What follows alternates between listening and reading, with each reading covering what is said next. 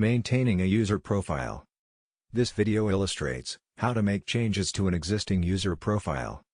In this example, the payroll administrator needs access to an employee's record in the frequency, live concerts.